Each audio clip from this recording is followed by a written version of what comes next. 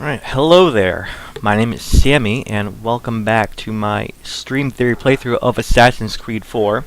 Well, and I'm gonna pause this so I can get through my intro here, where I'm going to be playing the game live while also providing analysis and commentary on the game as I go. Alright, so lots of stuff happened in the last part. In the last part, I'm not even sure if I can get through it all before just continuing on with the game, but well, let's just let this IT guy, our mysterious IT friend, talk, and then I will react to what happened. You idiot, look at the light. Isn't that the battery? I think that's the battery. Okay, yeah, it's Sean and Rebecca. Sorry about this. My name is Sean, and back there is Rebecca, my partner in crime. Hello. Bloody good work earlier. Honestly, I mean it. Delivering us all that data. It's really just too bad that our man on the inside was such a how to put it? Fanatic. Fanatic is the best word, I suppose. We take who we can get. Exactly. Well put. We saw in John an opportunity to burrow deeper into Abstergo's cloud servers, and I'm not ashamed to say we took it. Not realizing, of course, that he was enlisting you to help him. And to blame, should anything go wrong. I suppose it all worked out very nicely in the end. Most of it, anyway. What Sean really wants to say is, if you're up for more hacking, we are too. John gave you level 3 security clearance before you died. You should use it. The assassins don't have the resources to pay you like the Templars do, but we'll make it worth your while. Look, we should really cut it short then. 20 seconds. All right. Good luck. Cheers, mate. And top-notch work. Really top. Give yourself a pat on the back. And happy hacking. Well, alright then, so some stuff to hack here. I think, should we be able to hack her computer here? I guess not. It's not giving me an option to do so. But there is a sticky note that I've been eyeing in this area for quite some time, and we've been locked out of the room. Let's pick that up first. Let's see. Our purpose is not ours to achieve, but ours to be received, given by her graces and instruction. Death to the false fabricators of pleasure and indolence. The old order must be restored, the new order destroyed. True Templars dedicated to order and stability and peace through the application of her iron will, and not through the dulling satisfactions of pleasure and indolence. Okay, another sticky note. So a lot of little details here. Like to sometimes just take in these little nice touches, appreciate the little design. Kind of disappointed that I can't hack this computer. Seems fairly obvious, but whatever. Go on first. So, right, there is a ton of stuff that happened. For one, there's apparently the line of sages, that we saw must have continued on from Bartholomew Roberts, who Edward Kenway dealt with, to the present, which actually makes a lot of sense, and probably should not have been so surprising, but it took me by surprise nonetheless. Although there's some more computers I can hack now that are open. Let's probably do that too. So yeah, I like that surprise. Although I probably, if I was paying a little bit more attention, I probably would have guessed that we would have seen a present day sage in this Abstergo storyline.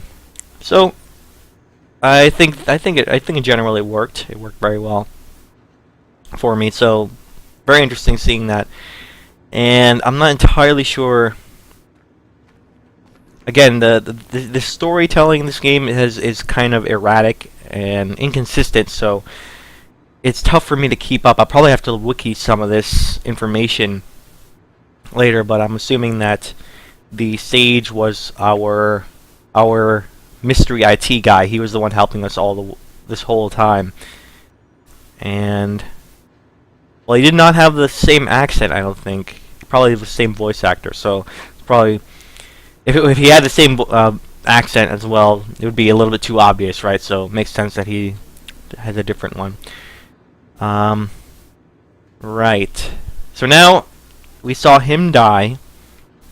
Was shot down and now Sean and Rebecca are our communication from here on out in Abstergo. So, alright, no more talking about, let's do some hacking here. Alright, so, gotta get to the green line. And this just... there are 2 warp points now, I see.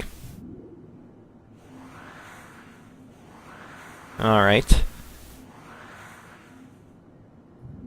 Now it's just a matter of how do I get to it. That looks about right. Some more little details there. There's also something that happened in the Edward Kenway storyline that we saw. I'm kind of blanking on it right now. I guess that's the downside of trying to react to it in the following August 16th, episode. 2013. The following audio clips were selected from over 160 hours of reel-to-reel tape found in the residence of the late Dr. Warren Vidic following his murder. Alright, so I said many episodes before when we dealt with these audio diaries that I wouldn't do any more of these on stream because they are far too long. And just by the progress tracker there, I saw this one is also probably going to be a really long one. So fortunately, I don't think I can play this on the stream. I'll move on. I'll have to listen to it at a different time off stream. Let's see, there's another computer to hack here as well. I kind of wish I would remember. I'm kind of blanking on the whole what happened in Edward Kenway's storyline. But I guess our next mission is inside the Animus anyway, so I'll be quickly reminded what happened. But so the big twist as far as the main storyline, or not the main storyline, this Abstergo present day storyline, is that the Sage line has continued and is also involved with what is going on with the precursor human who have persisted until today, trying to influence the actions of the humans. Throughout the series, Desmond, the previous main character, has dealt with these precursor humans this entire time, and now we're learning a little bit more information about how they can they're still around and they're still influencing things despite the events of Assassin's Creed 3. So I won't spoil what happened there, but let's see. It is the case that they still have something to do. They still have an agenda, even though their main purpose was originally to stop a cataclysm that was going to happen in the future that would wipe out all civilization. It was one that wiped them out before, and I guess that happened again. I'm still not entirely clear what that cataclysm was all about.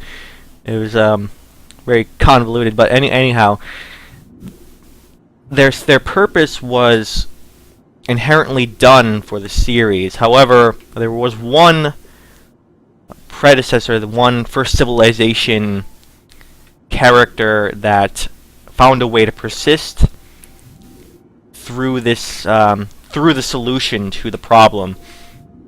And I think we saw a glimpse of her in one of the previous episodes, the last time we came out of the Animus here. When we hacked the server, she appeared, and she any remaining presence of her, it's sort of a digital echo of her essence, still remains in modern day computers, and she's kind of regaining control of her own actions here. I'm still trying to figure out a way to do this.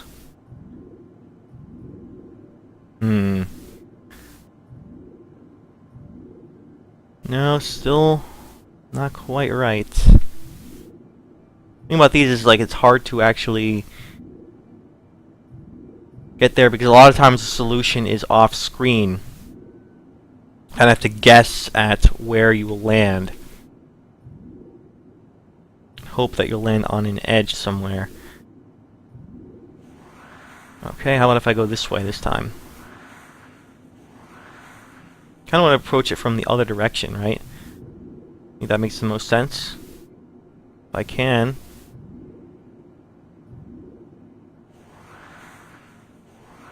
Ah, okay. Accidentally stumbling on the solution every single time.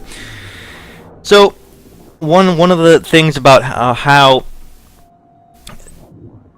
what these two precursor first civilization characters were concerned with finding a way to persist beyond the cataclysm that destroyed their civilization in the first place. And one way that was originally presented throughout the series was that they uploaded their consciousnesses into computers. But there was another way that was found, is introduced in Assassin's Creed 4 here. We learned through a lot of the diary systems, and what we're learning through the Sage right now is that they found a way to embed their essence, or at least one guy's essence, the Sage, into his ancestor, no, not ancestors, his descendants' DNA. So he put his essence into the genetic memory of a human line, and then every generation there will be born at least one person with that memory, so that he'll essentially live on as long as that line is preserved. So apparently he has persisted on this way generation after generation, his genetic memory and essence carrying on through the DNA of his descendants up until the present, perhaps even further beyond. And through this way, the first civilization humans are still finding a way to persist and influence actions. But as far as what they are doing now and what they're trying to accomplish, I have no idea, like what they're doing. I have a sort of inkling in that they are kind of influencing things that are in league with the Templar way of things. They're trying to take control. Originally, the nature of their persisting, their embedding themselves in technology, their consciousness, was to try and prevent the cataclysm, solve the problem in the first place. However, some of these other first civilization characters had, I guess, ulterior motives to doing this, to preserving their consciousness. So I think that's what we're learning in this game now, is that now they are, instead of trying to help, they are kind of becoming more of a villain role, possibly, kind of wanting to take power now that the cataclysm thing has been taken care of. They are using their advanced technology to try to come back, take over the world. Perhaps that's my guess. Right, this is just a brochure. There isn't much to see here. Just something to allow me to talk. Continue talking and react to what we saw last time. So there are actually a lot more computers around than I thought. I have level 3 access now, so which means I can continue exploring. Which probably should have done that already. I can't remember exactly where the level 3 computers were. There's nothing in here, right? There's nothing in here. I know that there was another way to go around here somewhere, so I'll check that out. See if there's anything here. No, I think this is all set. Is it? Apparently, no. This is just a camera access, right? What's with all these security? Okay, look at some Just the standard message we use on occasion. Nothing to worry about. We additional just have issues around the office. cutscene here. Like server security issues? Because these notices seem pretty severe, like draconian, actually. No, it's nothing to worry about, really. Walk with me and I'll explain. Alright, I already hacked that computer.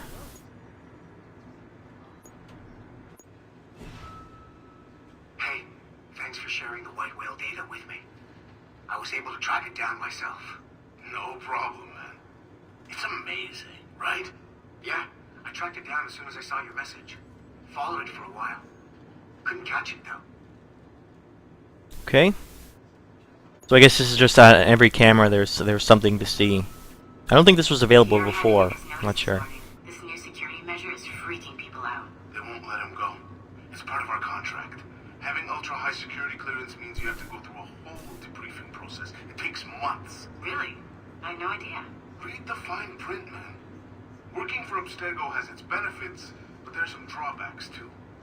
Big ones. Okay, let's check out this final camera. Yeah. Yeah. He was killed. Shot in the chest multiple times. No, that shouldn't be a problem. We collected more than enough data to get... We'll know soon enough.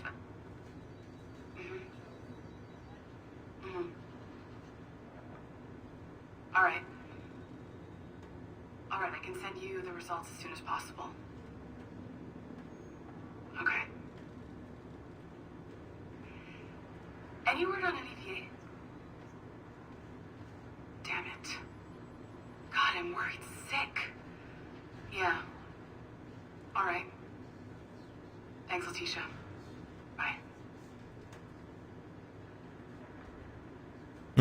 Yeah, things are looking pretty dire, very strange in the world of Abstergo here. That, compare this to the beginning where we saw that bright, open, modern workday experience with sort of a very pleasant corporate culture, welcoming and friendly, and very very modern and technological sort of culture here. The only thing that they don't have is that sort of new, very popular open floor plan. They still are doing these cubicle things, but I guess that only makes sense considering they have to go into the animuses anyway, and they're essentially isolating themselves within virtual reality. But other than that, yeah, it's that new modern day corporate culture. And compare that to now where things are turning for the worse. They're increasing their security, things are falling apart, the seams are tearing, and it doesn't look as good as it once did. Alright, I already hacked all these computers. I know that there was one thing over here. Yeah, over here. There was more to see. Now I have level 3 security clearance. I can go here. See what this is all about. Alright, this is a server, another server room place. So let's see what this means, what this unlocks. Okay, 2058. Okay, now there are 4. Makes it another complicated multiplication. Start with going pretty high and see how high these numbers get. Okay, we're already at 2,000 here, so let's back off on some of these numbers. Okay, probably need to go...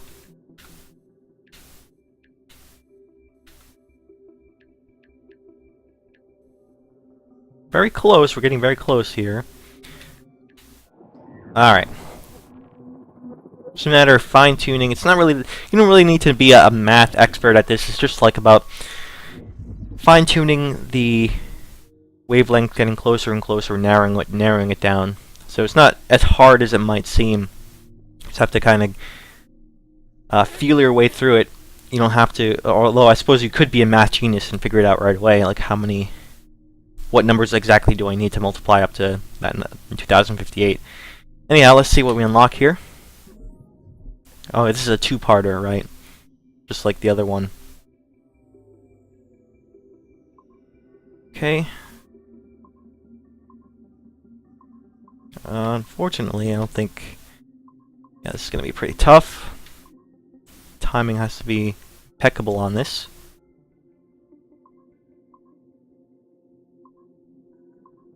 This one I can wait a little bit long. Oh, wait. I don't know why I did that. I knew that was bad.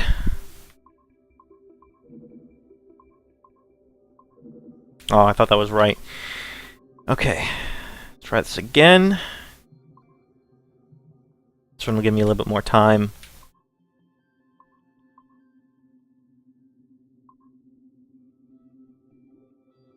Yeah, I'm a coward here, but taking the safe route is not bad.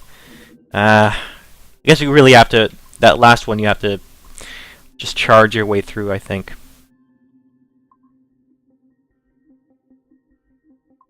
Okay, that was very close. Oh, I don't know why I did that. I was in my brain, I was like, no, don't go, don't go. And then I went anyway. Okay, again, I probably should have gone. It worked out, it worked out. Alright, let's see what's unlocked now.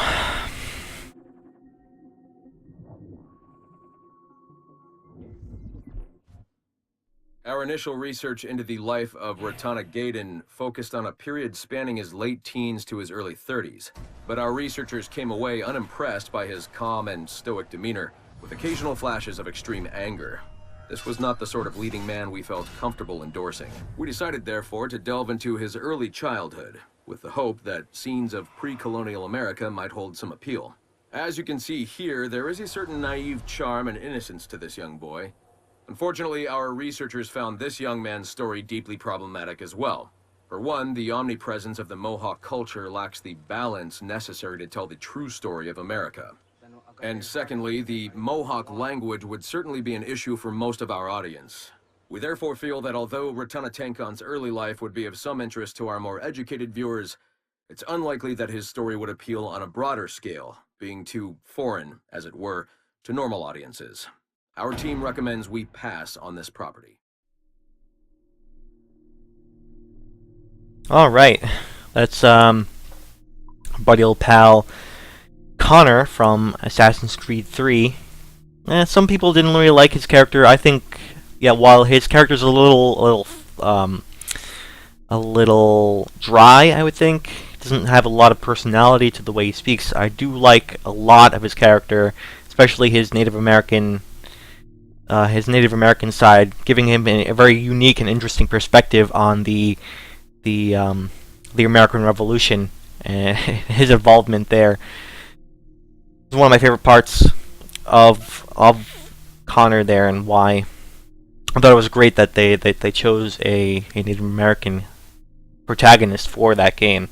So it's kind of a shame that it ended up backfiring, because it essentially discourages a big company like Ubisoft from taking risks and having, some more marginalized minority types for protagonists. And I don't know if you see from here on out, you saw Assassin's Creed 4 and Assassin's Creed Syndicate, white dudes, right? White dudes, and Assassin's Creed Unity 2, white dude.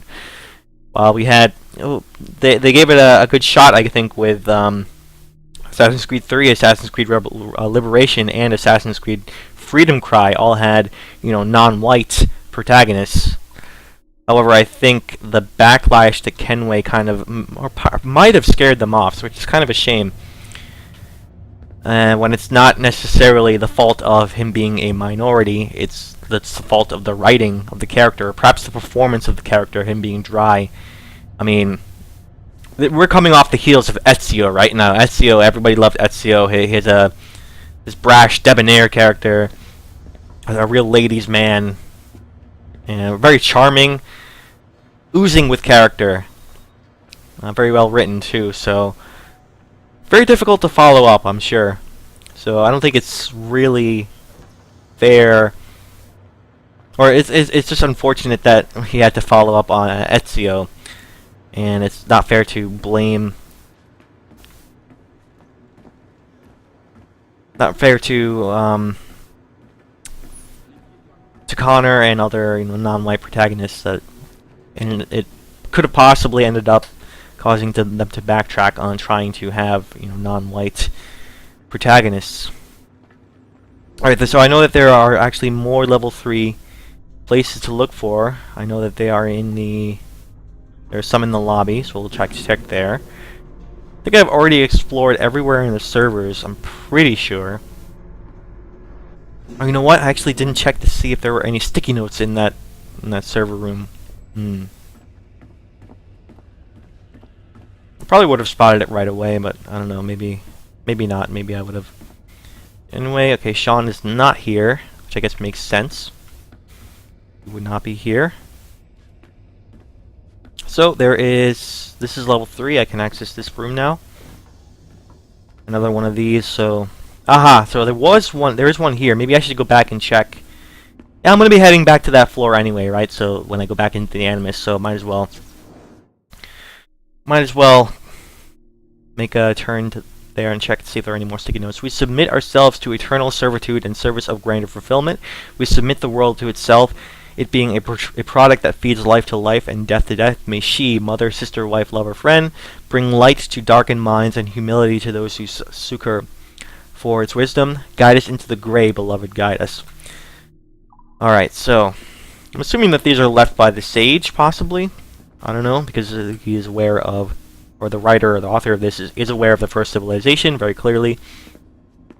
I wonder if it's left by the same character. Alright, just more hacking. This is probably another 2-part hacking system. Alright, let's start easy here. Build our way up. Get closer and closer to higher numbers. So this one's pretty close. Might want to... Okay, very, very close. Let's back off on one. Perhaps go to 7 on another. Aha.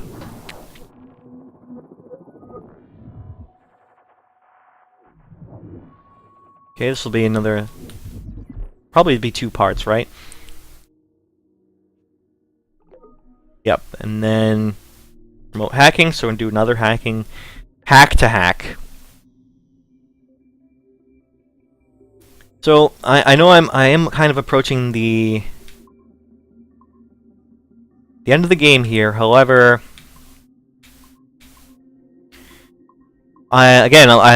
I'm not sure how much is left in the game, and I kind of wish that...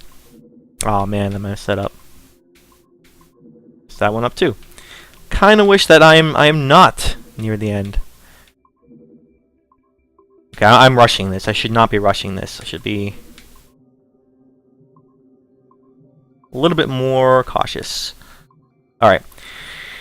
I kind of wish that I am not so close to the end. I don't want to end on this episode. I kind of want it to continue on a little bit more. Because I am... While I do have my criticisms of the game, I am still kind of attached, and... Especially in open world games, I do end up getting a little bit attached to the world there. Oh man, that's unfortunate. So even if the game ends up being kind of mediocre, which I'm not saying that this game is mediocre, but other open world games, when I play them for a long time, I get invested in the world, and I get man, maybe I shouldn't be talking at the same time as doing this.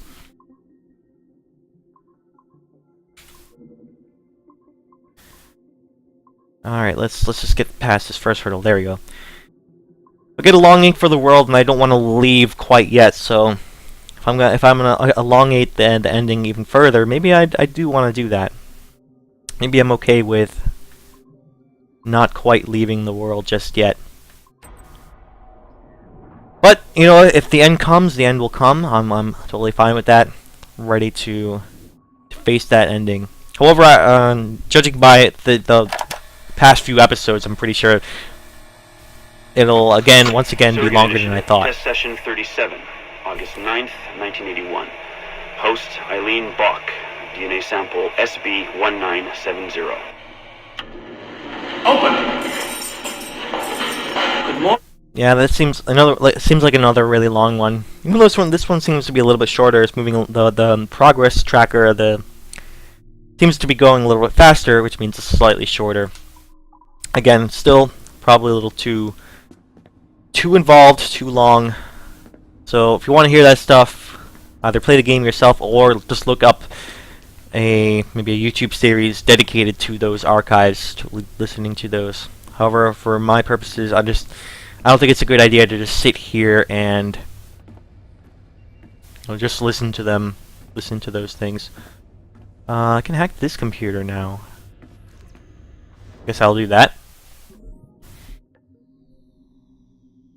So every time we head back here, every time the game pulls us out, back into this Abstergo present-day storyline, there are new places to go, new computers to hack, and it's mostly tied to the security clearance that that we get in each new part.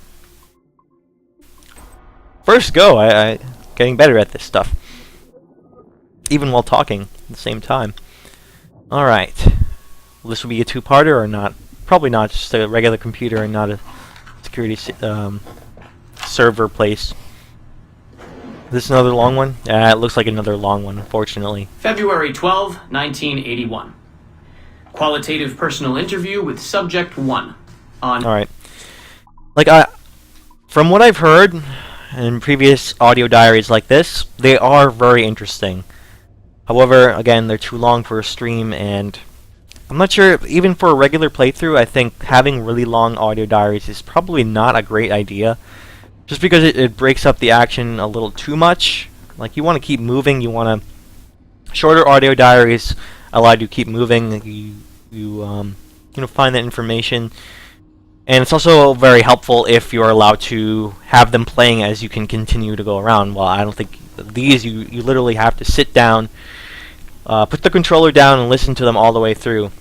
And while you do get a nice, really cool, almost radio drama style diary, it does slow down the game a whole lot if you are interested in learning about that stuff. But I don't know, I found on their own, in a vacuum, the audio diaries present some really interesting stories, but they their place in the game is a little too much. Okay, so there's a security camera cutscene here. These are fairly short, so I'll let it play. It's over. I hate it when they escalate the security. It makes me jumpy. Did they put anyone in the bunker this time? Just for a few days, I think. Sucks, but I suppose it's necessary. We deal with some really sensitive data. Classified shit, yeah. I don't know how I feel about it, but it's in our contract, so... And they pay out bonuses, too. Inconvenience pay, they call it. Really? That's actually kind of nice.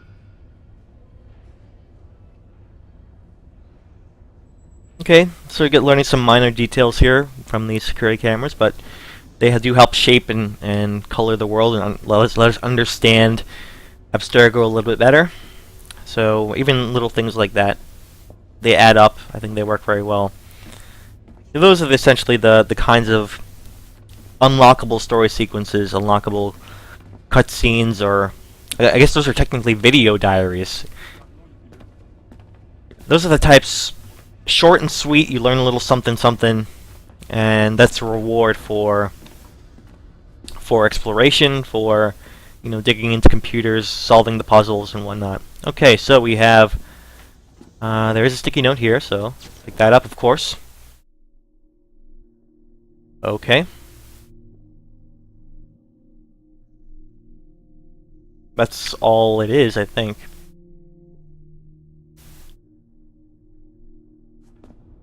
Not sure what that means, but sticky notes collected. I got all of them, so 20 out of 20. So that means I probably won't need to check in the other server room. That was the final one. However, I'm not sure what that means with regards to. Let's see, my files, notes.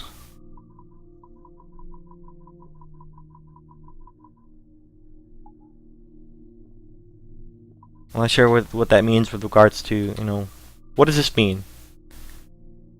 Not even sure what this means. Is this like a hint for a puzzle or something? Possibly.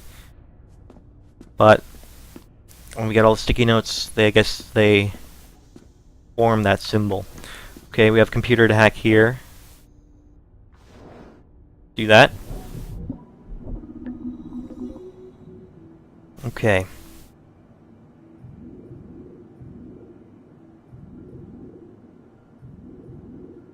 Try to get at it from a roundabout way.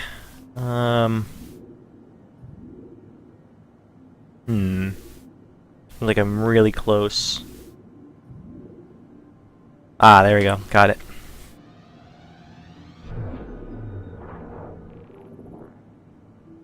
Yeah, I kind of like these puzzle games because it's not really about being super skilled and thinking and strategizing, although that can help a lot. Dad. Something to remember me by if things go south. Good old Nolan North. I do like listening to those too. He's a great voice actor. And learning a little bit more about Desmond here. So yeah, those puzzles, I like these puzzles a lot. The hacking puzzles, because they allow you to use your intuition a little bit more. You get the feel that you're going in the right direction. And oftentimes, yeah, you're able to do it just on feel alone. And you don't need to be super skilled at strategizing, although, yeah, I'm sure that would help speed things up a lot. You can solve them by intuition and feel like, oh, I'm getting closer and closer, and then you can find the solution that way. So, can I hack this one? Yes, I can. There it is. Okay, so, like how it's teasing you right up front. Oh, you're so close, you're so close. Again, very close.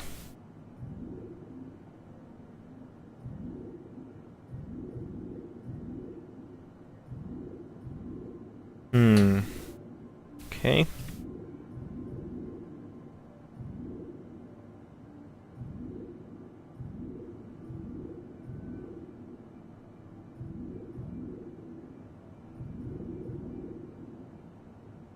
Ah, that seemed like it was very, very close. Almost there.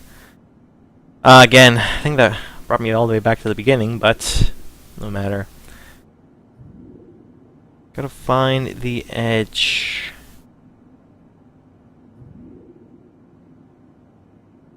Back to the beginning again. Interesting.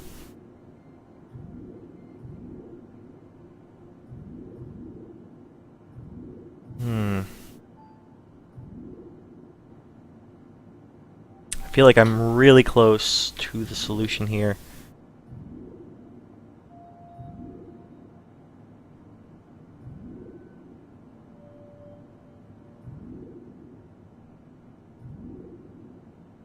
Don't quite see it just yet.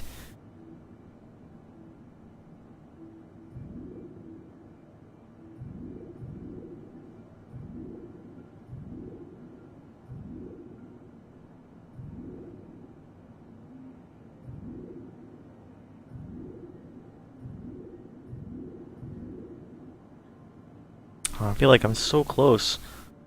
I'm almost there.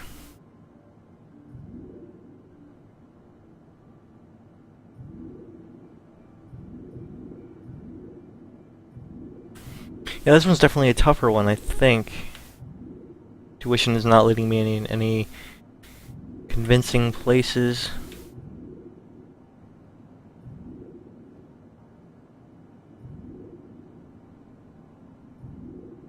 Oh, back to the beginning again. This one, seems like it's very easy to find yourself at the beginning.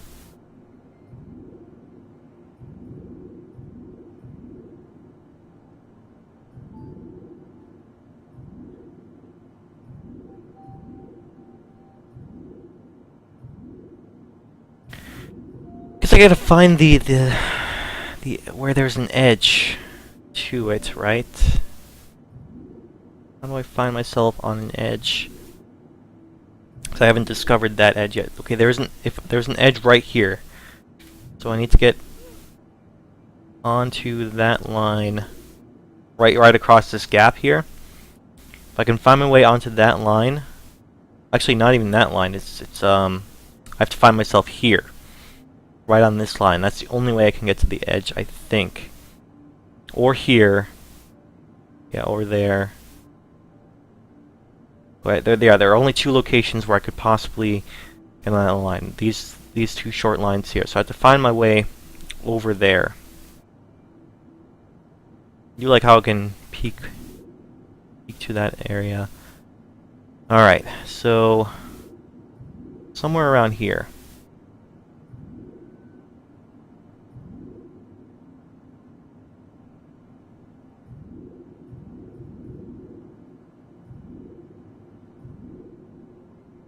Yeah, this one's definitely tougher for sure. How do I get to the edge there. So close, so close. I gotta approach it from the other side, right? And I gotta land on...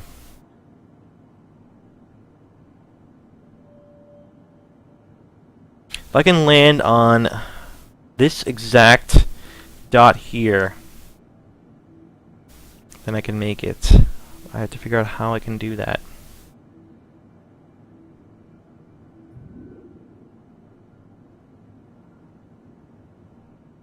So this one, I think, requires a little bit more strategy than the other ones. So I need to get to... how do I get there?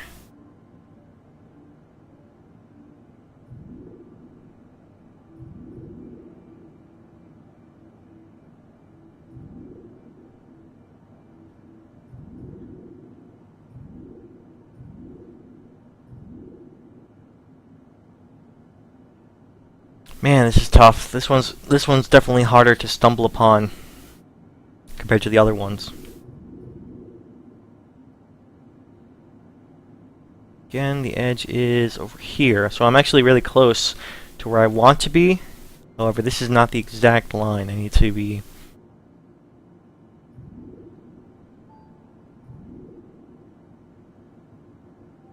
Find myself over the left is the only way I can think of.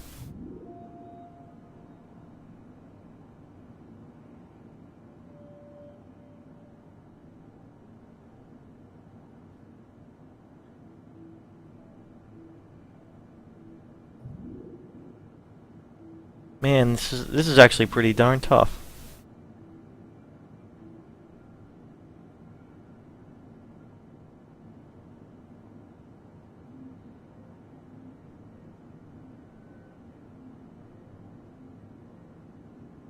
Oh man, I don't know. Definitely not. I feel like we're so close, so close. We need to be like one line over.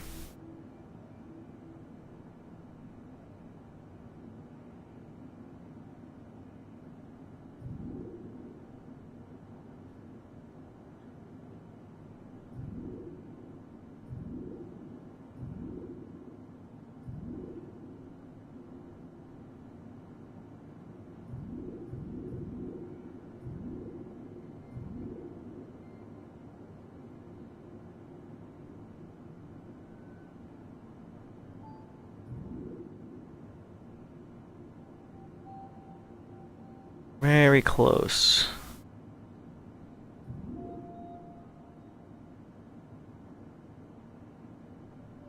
And I need to land there somehow. I know which line I need to get on. It's how I can get to this line right here. Yeah, so I need to get somehow. I need to get on there.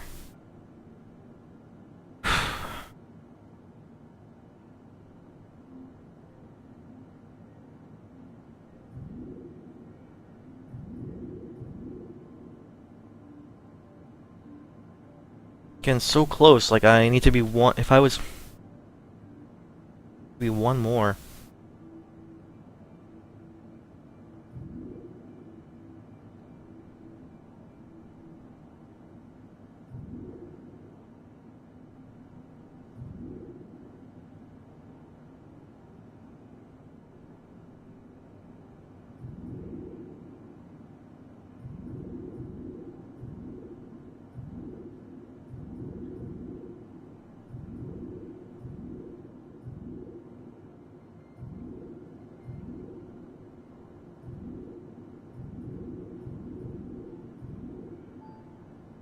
Yeah, now I'm just hoping to find it by accident.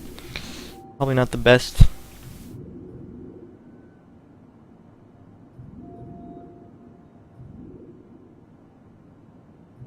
Back to the beginning.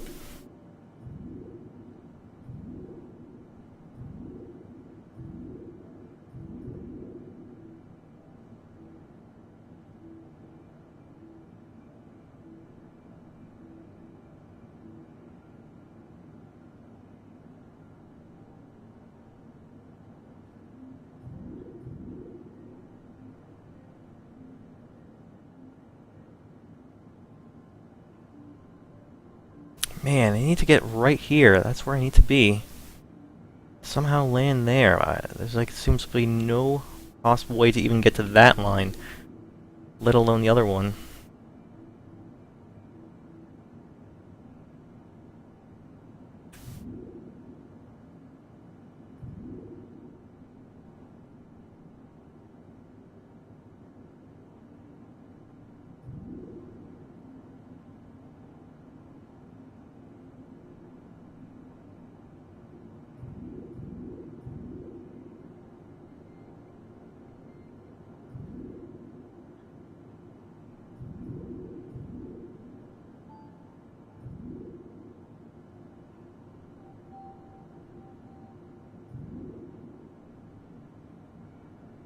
Oh, the place where you need to go is so narrow. It's so narrow. Barely any room where you need to... There are two locations where you can get to it from an edge. These two lines I'm looking at right now. It's like, how do you even get to those lines, though?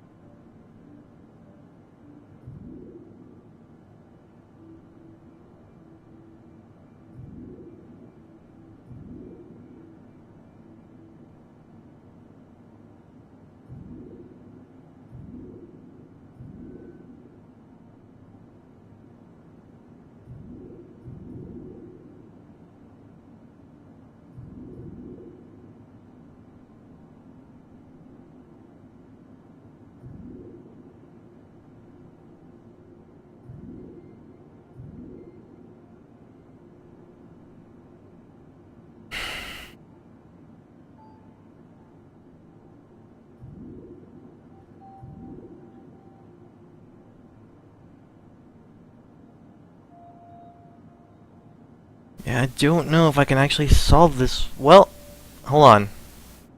No, that almost looked like it was the solution, but no, it's not. So close, yet so far.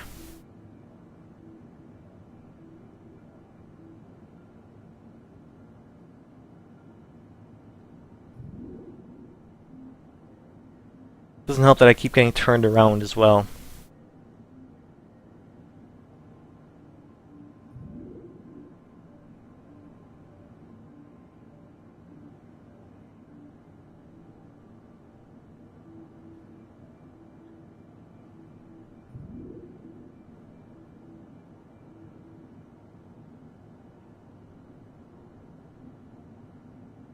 Wait, I think I see it. I think I see it.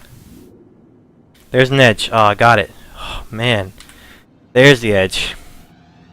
Alright, I had to see that final step of the way. Man, sorry about that. It took way longer than I thought. But, perseverance till the very end. And rewarded with a nice text diary. Yay! The other one's very long that I probably can't go through.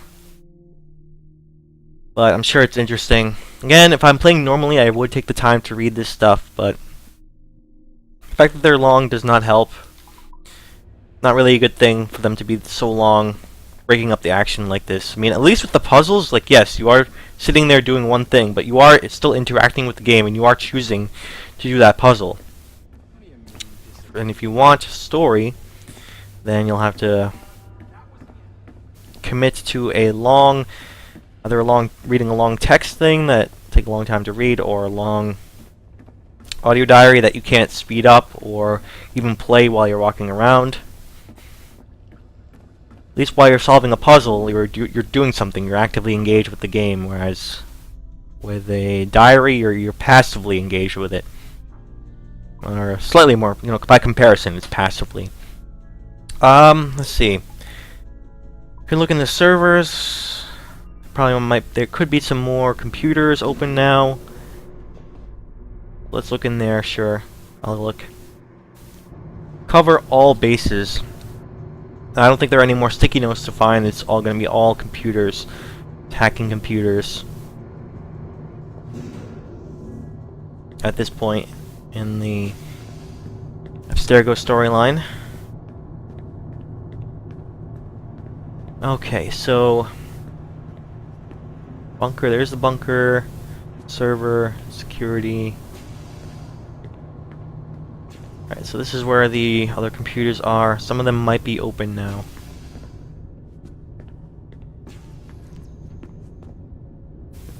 Is that mine or... Yeah, so here's my Animus, so I can actually go into the Animus from here if I choose to.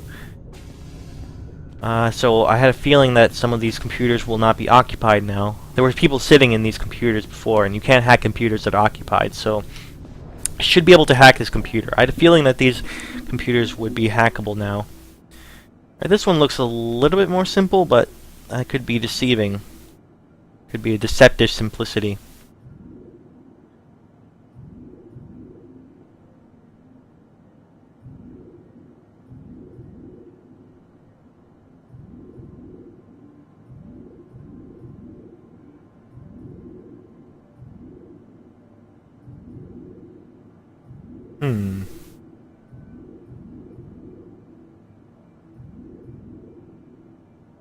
Definitely deceptive for sure. Okay, I can see where I might be able to reach an edge here. Yeah, there we go. Definitely not as tough as that last one, man.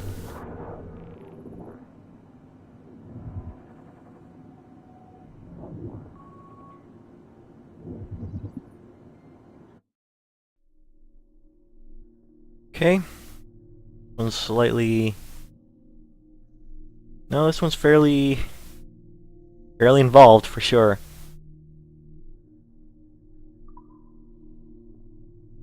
Okay.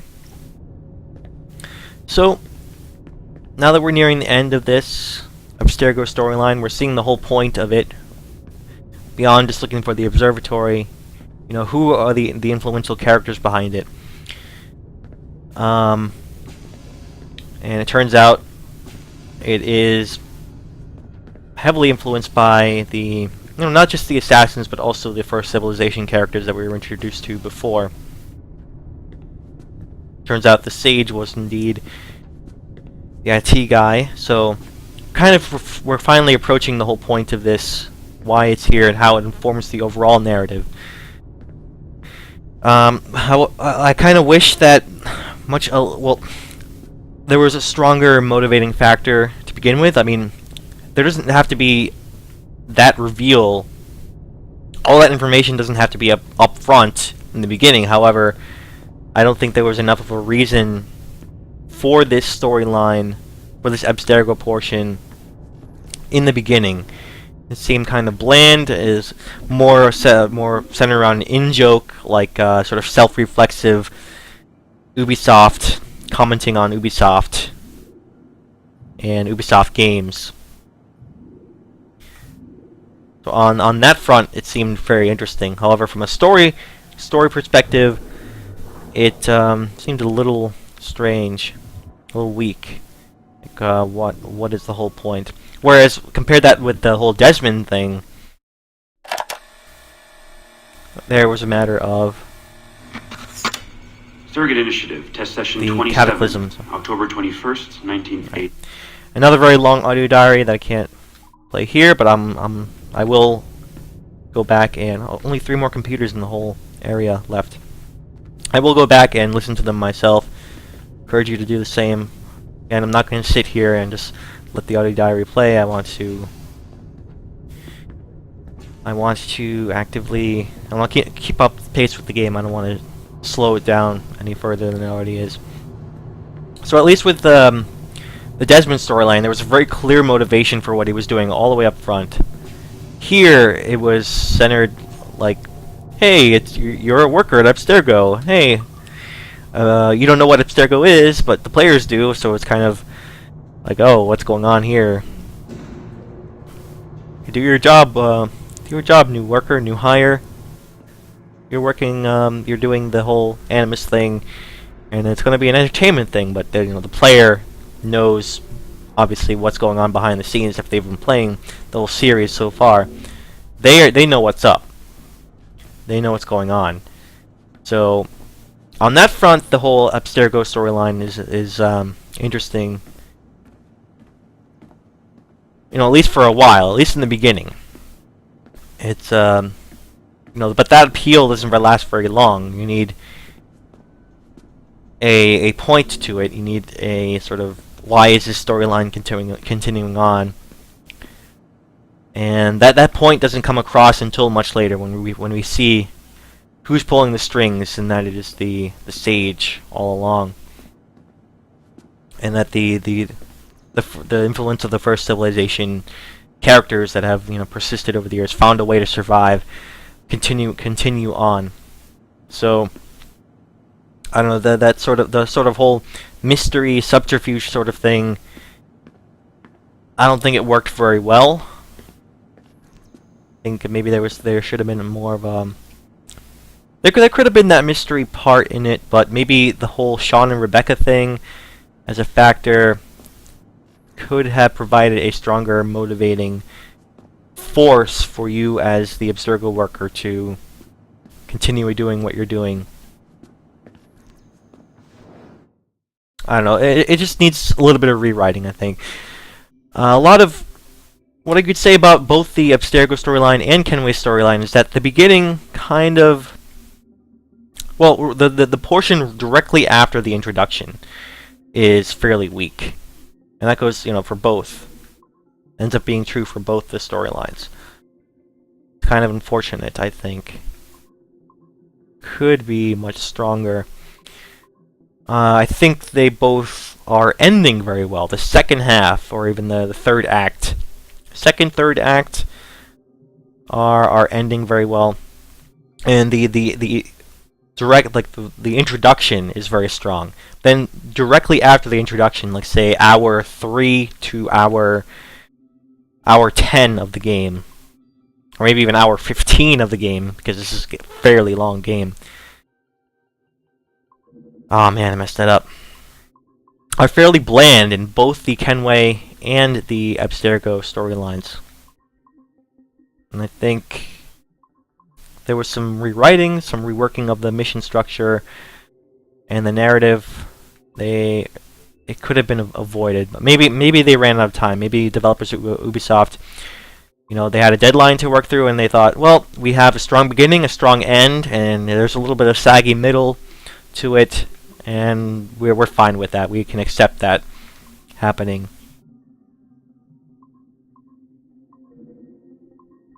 So yeah, that might be fair. They're probably aware of that issue.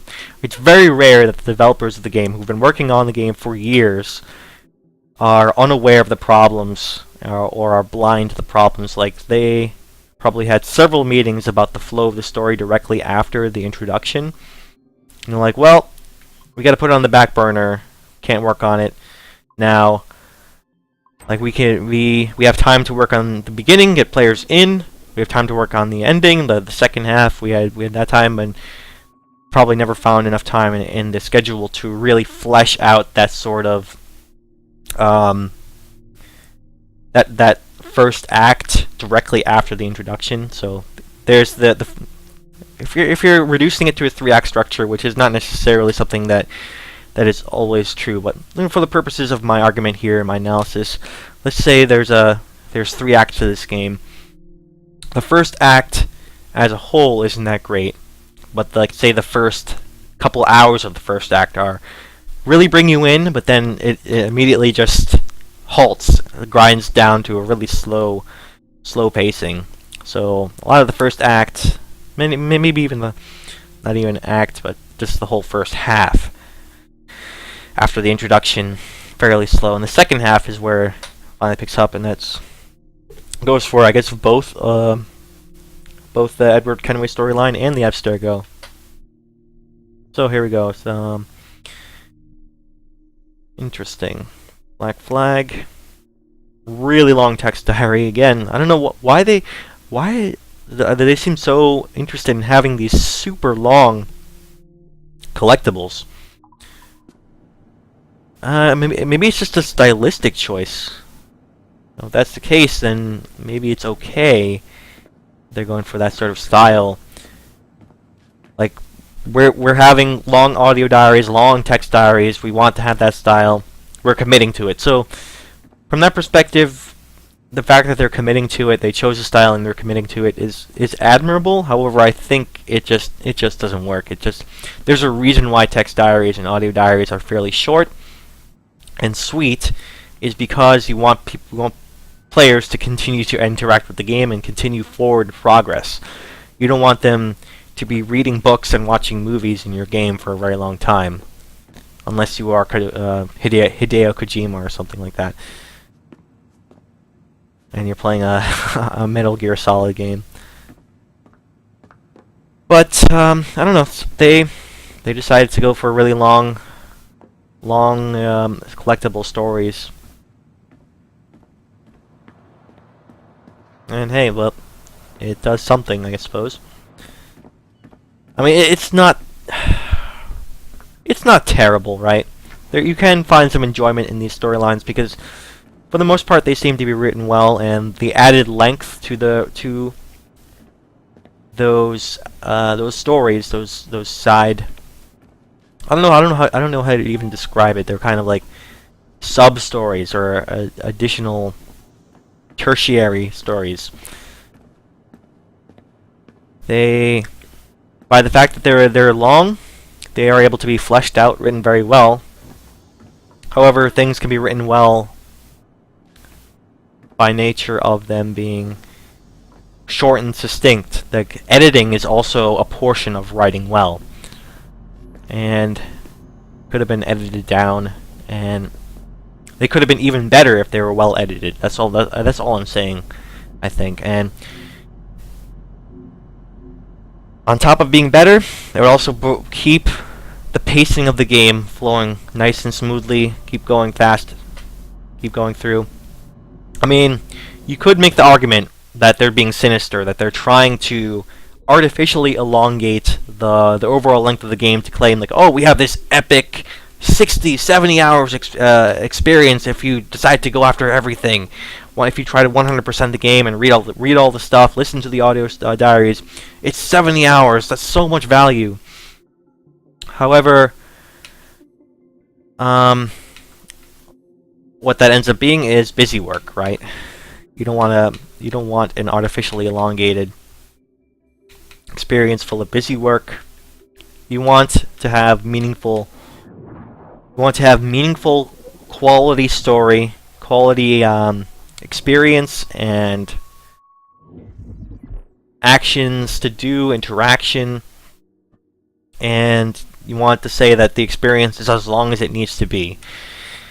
And so far, from what I've seen, almost everything is longer than it needs to be. Not just from the overall overarching narrative, all the way down to the individual audio diary. I probably need to get that, didn't I? Just the one space there. And then open second part. Okay. So, best to start from down here. Ooh! That was, maybe start from up here then. Crap. Alright, well I have time to figure this out. This is the safe portion. So next one, for sure. Go across, and go across. Oh, man. Okay, back to the safe portion. Safe line. Now it's a matter of making my way over here. Alright, retreated back. That's the thing, that they both go down, right? So you have to actually... Better to start... Oh, I don't know why that broke up.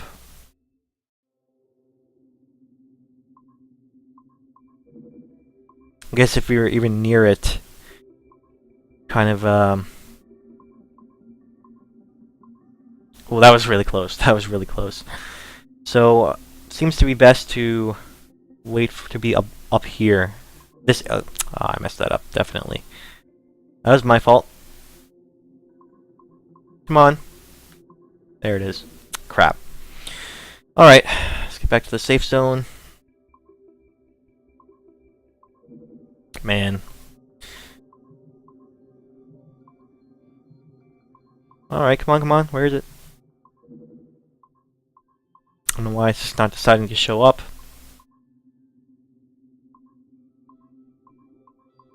Okay. So, better to wait till we're up top here, and then go across. Crap. I should have just went for it. That was the closest I came so far. Alright. Alright. So wait till we're a little higher up. There you go. Just make a dash for it. That's how you do it. Okay. So what this one's all about. Yeah, it's a shame that most of these diaries are things that I can't show on stream. This one's nice and short, at least. Okay, Haytham Kenway. This is actually Connor's dad. Suave, debonair, and clever, Haytham Kenway was a hero for a generation of men desperate for a decisive and charismatic leader. Slain by the ungrateful son who could not appreciate the wisdom of his pragmatic, race-blind approach to politics and personal life, Kenway's tenure as Grand Master of the colonial right ended abruptly in 1781. So, of course, Abstergo, as a Templar-backed organization, is obviously going to rewrite history a little bit here and posit the Templar that is Haytham Kenway in a positive light. They're going to spin his story a little bit. That was one of the huge reveals of Assassin's Creed 3, or at least the introduction. You start out as Haytham Kenway, actually. You don't start out as Connor. You know, up until now, we've been playing as assassins in the Assassin's Creed series, naturally. So when we start out as Haytham, you assume that he's an assassin, but then when you recruit your members of your new group, I don't know, how else to say, a new association, when you form that new group in the new world in the United States, well, it's not the United States anyway, the colonies back then, when you form that, I guess it's called the colonial right, as Haytham Kenway, you see them revealed to be the Templars, that Haytham was a Templar, not an assassin, and that's like the big twist. Some people actually saw that coming, and they're like, "Oh, I wasn't surprised by that at all." He was a Templar the whole time. For me, I actually did not see that coming. That was a really clever twist, I thought. That you played a Templar, and then Haytham, of course, becomes the main villain. I think. Well, he's one of the main Templar villains for Connor, or for his own son later on. So I don't know, I think the intro to Assassin's Creed 3 is one of its best parts because of how well it introduces Haytham Kenway as a character and his interaction with Connor's mother, Native Americans. All that stuff was really done very, very well, I think. One of the stronger introductions in the series. Anyway, just a little funny, and kind of an in-joke for people who've been playing the game, I suppose. Is there another... okay, we've already seen this one. Let's see if there are anything else to do here. Okay, yeah, this is how we got up to the CEO location before. Okay, I think that's all I can do for now. There might be a computer here and there that I'm missing, but I think it's time to head back into the Animus. Quite ready to do so. Whew. According to my progress, there should be a few more computers to hack. I don't know exactly where they are, but they're out there somewhere. No, not the lobby. That's wrong. Oh well.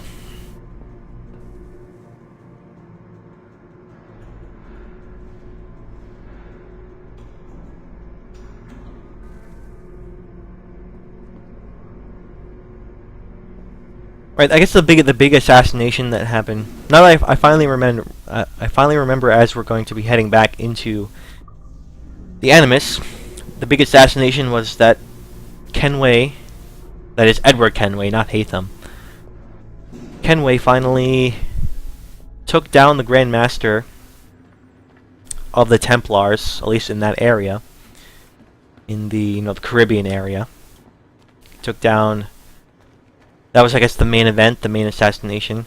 However, I would say overall, the actual assassinations in this game have been greatly understated compared to the assassinations in previous games. I mean, the assassinations were big climactic events in the narratives of the previous Assassin's Creed games, and here they seem less important. They seem like less of a milestone. Although I guess they are milestone climactic events, sort of, but I don't know, maybe it's just coming down back to the narrative being underdeveloped in the beginning, the payoffs then of the assassinations later on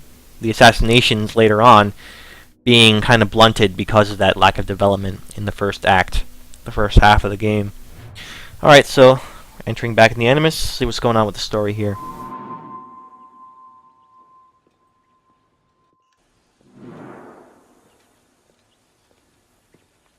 Gentlemen, how do you find it here?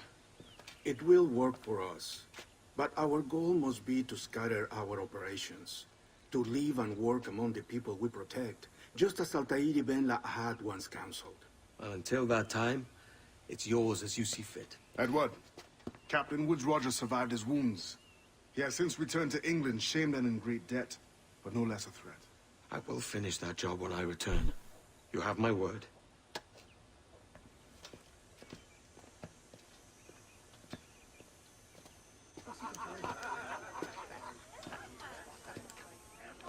Evening, Anne.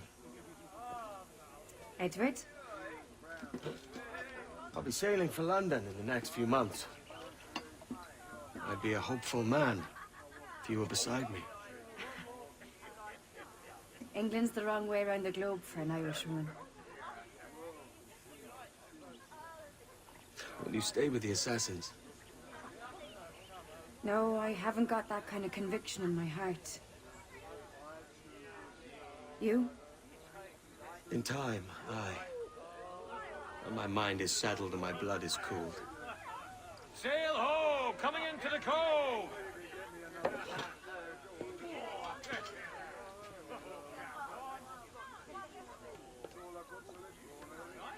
You're a good man, Edward. And if you learn to keep settled in one place for more than a week, you'll make a fine father too.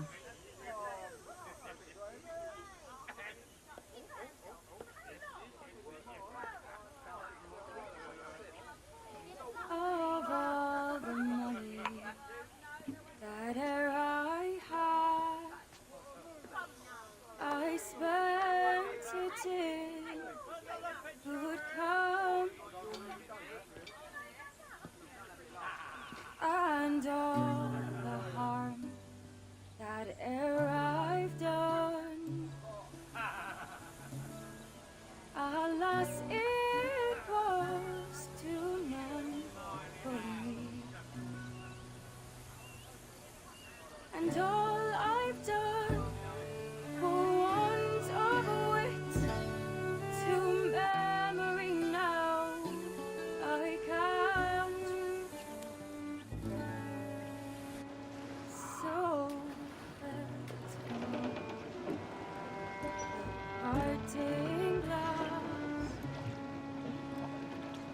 good night and joy be with you all.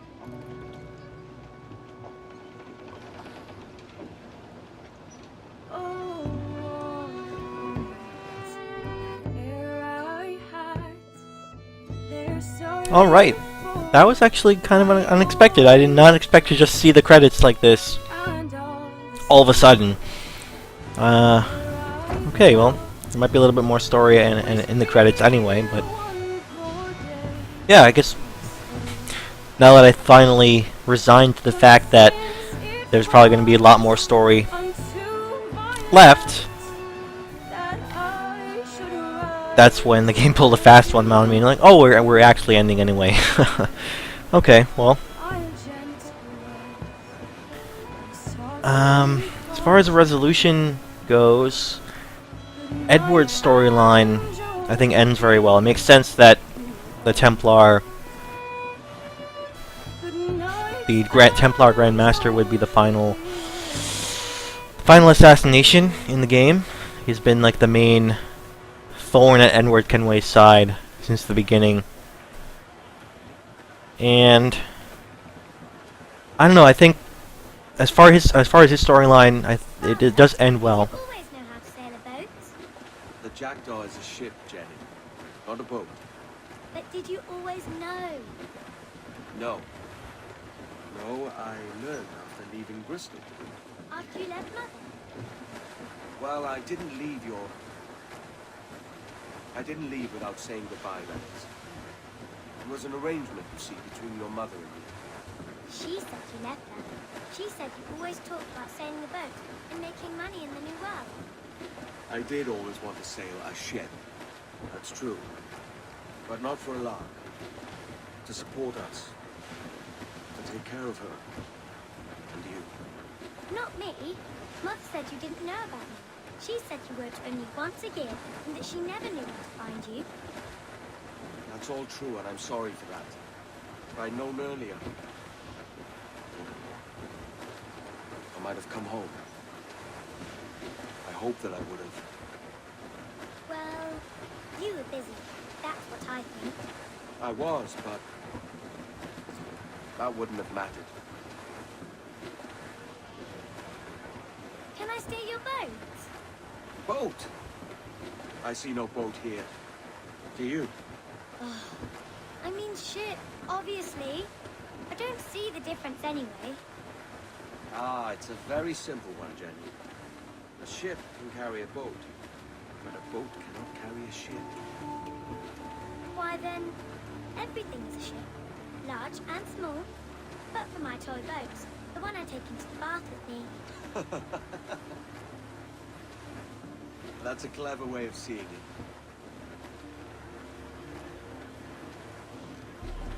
Is it hard to talk about Caroline, Jenny? About your mother? No. She passed some years ago. I miss her, but it's all right. Was she in pain? I don't know. I don't think so. She was very happy for quite some time. Then, not so happy. I didn't see her much after that. Then, she was gone. I'm sorry.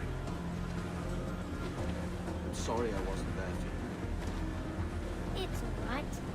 You're here now. And we're on an adventure. Only a little one, I hope. Can't handle too many more surprises. You think we'll see a whale? Yes, there's a very good chance. And what about pirates? Will I see pirates? No. Not much chance of that, I think. Oh, that's rather sad. I should have liked to have seen one. Tell you what, Jenny. As soon as these winds die a little, I'll let you steer the Jackdaw. One little trick of the helm before sundown. Yay!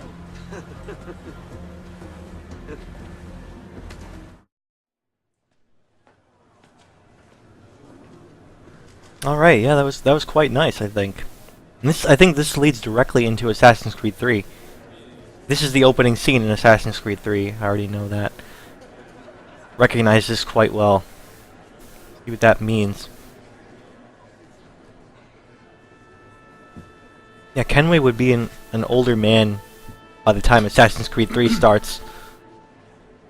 Miss Jennifer Kenway, may I introduce myself? Jennifer Scott, if you please.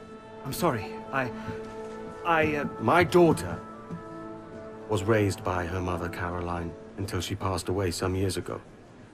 Jenny prefers to use her surname to mine. Please forgive my ignorance.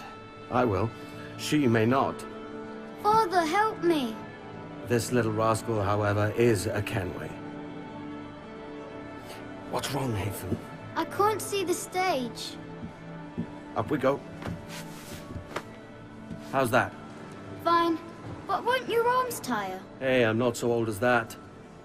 But if they do, then we shall quit this posh gig and go and meet your mother for some chocolate and whites. How's that sound? Yes, please. Okay, hush now.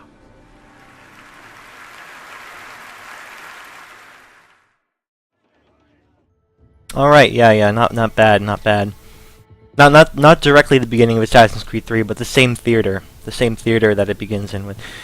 A little earlier, Haytham Kenway, the father of Connor, is a little child here. So I got it wrong earlier on. Edward Kenway is actually the father of Haytham Kenway, not like a grand uncle or something like that. I got it wrong. So obviously it makes sense that there would be that direct line. He's Connor's grandfather actually. So we've played all 3 generations by now. If you play 3 then 4, then you played all 3 generations of Kenway. Anyhow, yeah, Edward Kenway's storyline ends quite well there. He found new meaning in the assassins and in his family, no, wait. Am I getting this wrong? Haytham Kenway is... Or, yeah. I don't know why I keep getting this messed up. So, to finalize, I'm not paying attention very well. The Haytham Kenway is his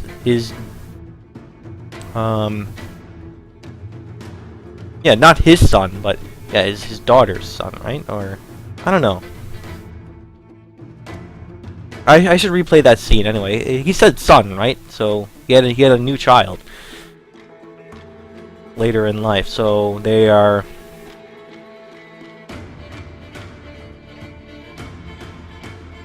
No, I need to replay that scene. I'm not clear on that. Maybe the whole grandfather thing. Anyhow, this is just distracting me from my overall conclusions of the game.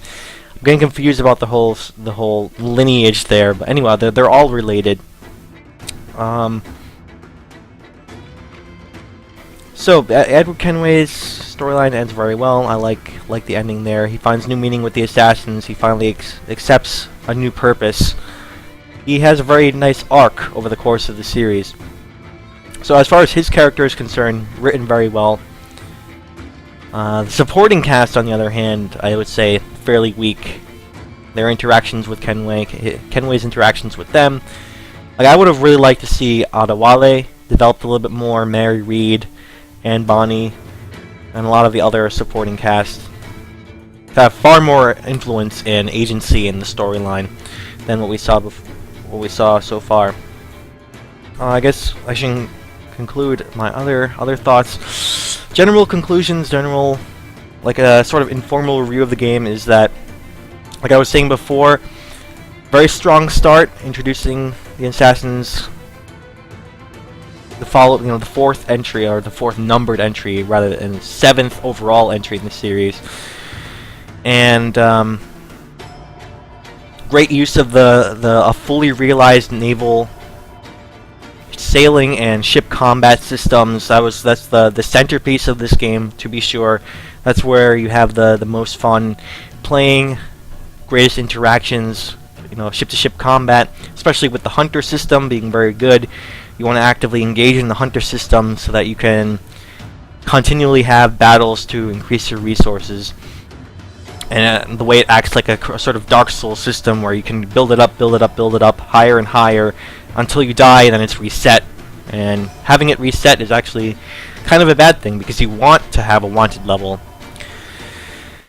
So the whole naval system, definitely one of the greatest aspects of it. But to the side of that, the legacy Assassin's Creed stuff, the stuff that has been carried over from previous Assassin's Creed games, the parkour, the assassinations, the combat system, sword fighting, anything that takes place on the ground, not on a ship, is sort of lacking, not making the transition very well, I would say. There are, it's okay, it's passable.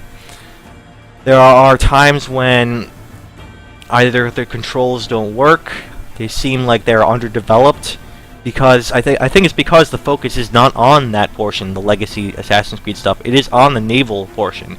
Because the focus is on the naval portion, that's where the experience shines the most.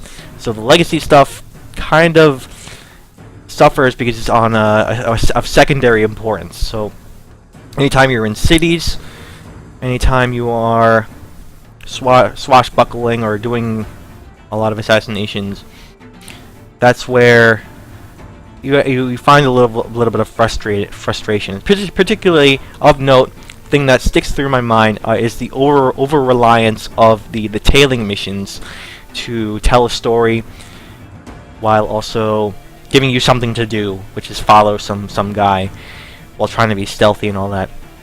Does it way too often, and to the point where it makes those tailing missions a little too frustrating, giving you very difficult objectives to do at the same time. And ultimately, those tailing missions end up not being effective as a storytelling mechanic because you're trying to do something, you're trying to tail this guy stealthily at this, while you're trying to also pay attention to their dialogue.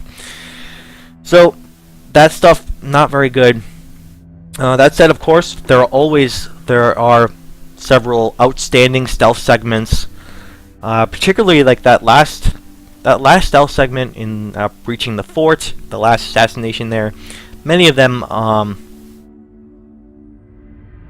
particularly centered around the assassinations themselves, offer a lot of very large environments with multiple paths to go through. That's where the on-land game experience shines the most, I would say, is when you're given an environment and your goal is at basically the opposite side or at the heart of the environment, and you have to find your way to that target, the assassination target at the center there. We saw one in Kingston that was very good. That assassination in Kingston, the first time we saw it went to Kingston. A lot of those very large environments, very well designed, allowing for stealth, a way to get in, sneaking by guards, and then a quick path out as you try to make your escape. So, very, very great stealth in this game. The stealth is one of the areas of the on-land non-ship combat where the experience shines quite well. Really enjoyed a lot of the stealth. So, I would say along with the main storyline and the main mission path, there isn't a whole lot of supplementary activities supporting it. Or rather, there is a lot of, in terms of quantity, but the quality of those side quests and side missions, not that great, I would say. The best ones are the Templar Hunt missions for sure. However, there are such few of them. Four different Templar Hunt side quest lines, and all four of them are fairly short. I wish there were more of those Templar Hunt missions or other types of missions that had like their own little side stories that would supplement the overall narrative and give you something greater to do beyond the main narrative, something with a little oomph and storytelling, motivating you to actually do those missions. Now, a lot of the actual side quests there, assassin contracts, naval contracts, they are simply activities, almost busy work to me. So while some of them can get very good, there isn't a whole lot of really interest there to do them all. Now you could posit the argument, oh, they are totally optional, you don't have to do them if you don't want to. Even you should just let go of your trying to 100% the game. However, I think that if there are activities in the game to do, it is not unreasonable to expect them to be worth doing. Otherwise, there's no point in them being in the game at all. If there's something to do in the game, they should always be worth doing. And then there's probably too much activities here that felt like busy work and not worth doing. I feel like those resources put into making those activities didn't serve the game in an efficient manner. They could have been repurposed to maybe bolster some of the other activities. If you reduce the amount of overall activities and made the remaining activities have better stories or better, fleshed out missions and characters to, to do them, make them a little bit better. That's essentially my thoughts on the side missions compared to the as a supporting element to the overall narrative. What else? And of course, as far as the concluding thoughts, I should always reiterate my thoughts on the overarching story, the overarching path of the missions and gameplay. Great introduction, and then right after, like, say, hour 2 or hour 3, that's where it sags a little bit, and then it picks up again at the about halfway point, all the way to the end. And I think this causes some interesting side effects, mostly because of that lack of development of story and characters during that, lagging part in the beginning.